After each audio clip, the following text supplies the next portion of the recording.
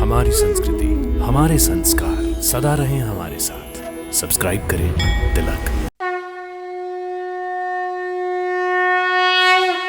तीर्थ प्रेमी भक्तों नमस्कार, प्रणाम, सादर नमन और अभिनंदन।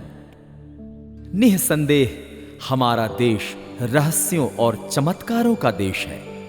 विशेषकर देवभूमि और तपोभूमि हिमाचल प्रदेश की तो बात ही निराली है। हिमाचल प्रदेश सिर्फ अपनी खूबसूरत वादियों और बर्फ से ढके पहाड़ों की वजह से नहीं जाना जाता, बल्कि यहाँ के हजारों हजार मंदिर भी तीर्थयात्रियों को अपनी ओर आकर्षित करते हैं। जी हां, हिमाचल में कई ऐसे खूबसूरत और रहस्यमयी मंदिर हैं जो प्राचीन काल से यहाँ स्थापित हैं। इसी क्रम में आज हम आपको हिमाचल के एक ऐसे धाम के मंदिर की यात्रा और दर्शन करवाने जा रहे हैं जिसका निर्माण भारत काल में पांडवों द्वारा संपन्न हुआ। इस मंदिर का नाम है बाथू की लड़ी। इस मंदिर की खास बात यह है कि यह मंदिर 8 महीने पानी के अंदर और 4 महीने पानी के बाहर रहकर भक्तों को दर्शन देता है। भक्तों, आपको विश्वास नहीं हो रहा है ना? लेकिन ये बिल्कुल सत्य है। चलिए हमारे साथ और स्वयं अपनी आंखों से देखिए। देवभूमि हिमाचल प्रदेश में स्थित ये मंदिर, जो बाथू की लड़ी नाम से पूरी दुनिया में विख्यात है। भक्तों, बाथू की लड़ी मंदिर हिमाचल प्रदेश जिला कांगड़ा के ज्वाली विधानसभा के अंतर्गत आता है। बाथू की लड़ी मंदिर कोई एक नहीं बल्कि कई मंदिरों का समूह है। ये सभी मंदिर निर्माण और शिल्पकला की दृष्टि से अद्भुत और बेजोड़ हैं। 8 महीने जलमग्न रहने के बावजूद इन मंदिरों के दरों दीवारों को अब तक कोई क्षति नहीं पहुंची है और मंदिर की इमारत आज भी ज्यों की त्यों ही बनी हुई है। ये सभी गर्वोन्मत्त होकर न केवल अपनी ऐतिहासिक विशालता की गाथा सुना रहे, बल्कि उस जमाने की समृद्ध शिल्पकारी को भी प्रमाणित और महिमा मंडित कर रहे हैं। भक्तों, जब सभी मंदिर जलमग्न हो जाते हैं, तब केवल मंदिर का तो उस दौरान ऊपरी हिस्सा ही दिखाई देता है। मंदिर का नाम बाथू कैसे पड़ा?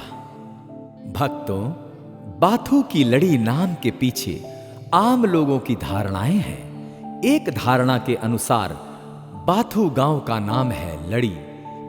इसका मतलब सीढ़ियों से है, जबकि दूसरी धारणा के मुताबिक इस मंदिर में लगे पत्थरों को बाथू का पत्थर कहा जाता है। इसी मंदिर की तरह कुछ अन्य मंदिरों की श्रृंखला भी है, जो दूर से देखने पर एक पिरोई हुई माला की भांति प्रतीत होती है।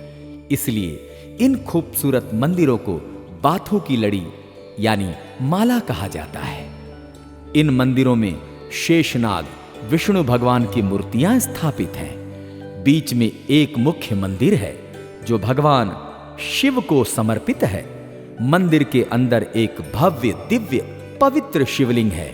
साथ ही देवी काली और भगवान गणेश की भी प्रतिमाएं बनी हुई हैं। भक्तों, पौराणिक कथा के अनुसार पांडवों ने अपने अज्ञातवास के दौरान इस स्थान पर आकर भगवान शिव की तपस्या की थी और शिव से वरदान पाया था।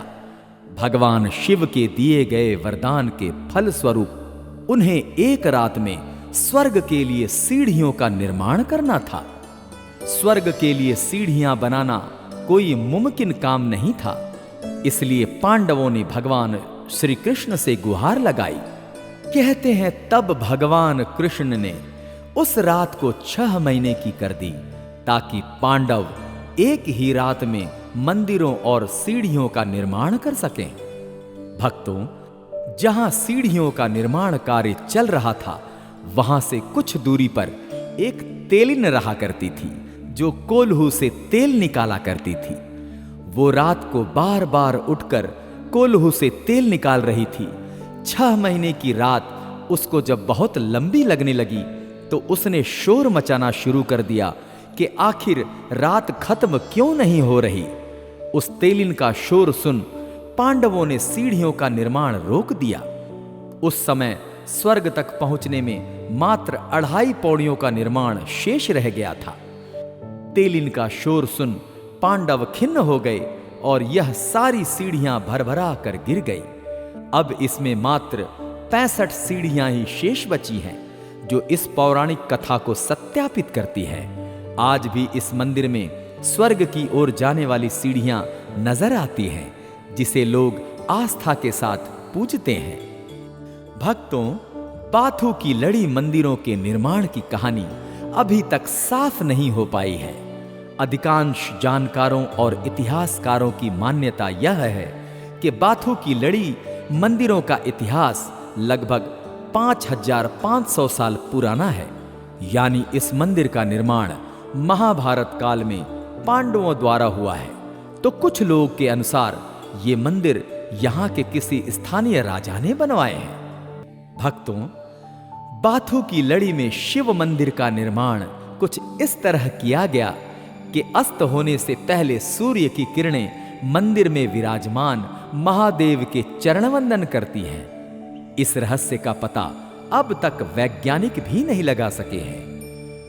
यात्रा प्रेमी भक्तों, सन 1970 में के महाराणा प्रताप सागर जलाशय बनने के बाद श्रद्धालुओं की श्रद्धा पर कुठाराघात हुआ, क्योंकि बांध बनने के बाद से बाथू मंदिर ज्यादातर जलमग्न ही रहते हैं। यद्यपि जल स्तर कम होने पर यात्री और पर्यटक बहुतायत में यहां पहुंचते हैं। जिन दिनों में मंदिर पानी में जलमग्न रहते हैं, तो कुछ यात्री धमेटा और नगरोटा सुरिया से कश्तियों और बोटों की मदद से मंदिर तक जाते हैं। इन मंदिरों के पास एक बहुत ही बड़ा खंभा है। जब पौंग बांध पूरी तरह भर जाता है और सभी मंदिर पानी में डूब जाते हैं, तब सिर्फ इस खंभे का ऊपरी हिस्सा ही नजर आता है, जो बहुत लुभावना प्रतीत होता है। भक्तों, यूं तो जब से पोंग बांध का जल स्तर कम होने लगता है, तब से यहां हर दिन देश और दुनिया के तीर्थयात्री, श्रद्धालुओं और सैलानियों की अच्छी खासी भीड़ रहती है। लेकिन महाशिवरात्रि के दिन तो यहां पहुंचने वाले यात्रियों की संख्या लाखों में होती है, जो सभी भगवान शिव की पूजा अर्चना और कृपा प्राप्ति का उद्देश्य रखकर यहां पहुंचते हैं। लोगों की मान्यता है कि पांडवों ने बाथू में महाशिवरात्रि के दिन भगवान शिव की अति विशिष्ट पूजा अर्चना की थी। इसलिए जो भक्त महाशिवरात्रि के दिन बाथू की लड़ी पहुंचकर भगवान शिव का पूजन व अभिषेक करता है, तो उसके सारे पाप, ताप, संताप नष्ट हो जाते हैं, समस्त संकट कट जाते हैं और उसके सकल मनोरथ सिद्ध हो जाते हैं।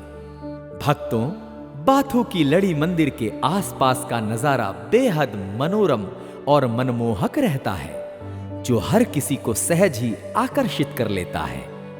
चारों तरफ पानी और बीच मंदिरों का समूह बेहद ही खूबसूरत नजर आता है। साथ ही रंग बिरंगे देसी और प्रवासी पक्षी यहाँ की खूबसूरती और बढ़ा देते हैं, जो यहाँ आने वाले तीर्थयात्रियों और पर्यटकों का मन मुग्ध कर देता है।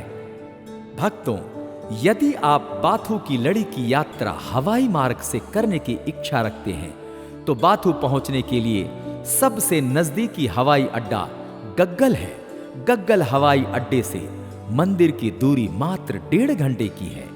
आप हवाई अड्डे से ज्वाली पहुंच सकते हैं, जहां से इस मंदिर की दूरी मात्र 37 किलोमीटर की है। भक्तों, अगर आप बाथू की लड़ी ट्रेन से जाना चाहते हैं, तो कांगड़ा रेलवे स्टेशन उतरकर किसी टैक्सी की मदद से यहां पहुंच सकते हैं। आप चाहें तो रेलवे स्टेशन से ज्वाली भी पहुंच सकते हैं। ज्वाली से बाथू की लड़ी पहुंचने के 2 रास्ते हैं। एक बिल्कुल सीधा रास्ता है, जिससे बाथू आधे घंटे में पहुंचा जा सकता है। वहीं दूसरे रास्ते से आपको इस मंदिर तक पहुंचने में करीब 40 मिनट का वक्त लगता है। भक्तों, अगर आप बाथू की लड़ी की यात्रा सड़क मार्ग से करने को इच्छुक हैं तो आपके लिए मार्गों का कोई प्रतिबंध नहीं है, क्योंकि बाथू की लड़ी मंदिर सड़क द्वारा सभी नजदीकी शहरों से जुड़ा हुआ है। आप अपनी सुविधा अनुसार निजी वाहन, टैक्सी अथवा बस द्वारा बड़ी आसानी से पहुंच सकते हैं। भक्तों, अगर आप बाथू की लड़ी की यात्रा करना चाहते हैं तो आप मई जून में ही जाइए, क्योंकि यहां की यात्रा का सर्वोत्तम समय मई जून ही है। बाकी महीने यह मंदिर पानी में डूबा रहता है। भक्तों, अगर आप भी इस प्राचीनतम और पौराणिक बाथू की लड़ी मंदिर की यात्रा करना चाहते हैं तो फिर देर किस बात की। शुभस्य शीघ्रम। वहां पहुंचने के लिए अपनी सुविधा और क्षमता के मुताबिक यात्रा का शुभारंभ कीजिए और बाथू की लड़ी मंदिर की यात्रा का आनंद लीजिए। तो आज के इस एपिसोड में इतना ही। एक नए धाम की यात्रा में फिर मिलते हैं। नमस्कार, प्रणाम, जय माता दी।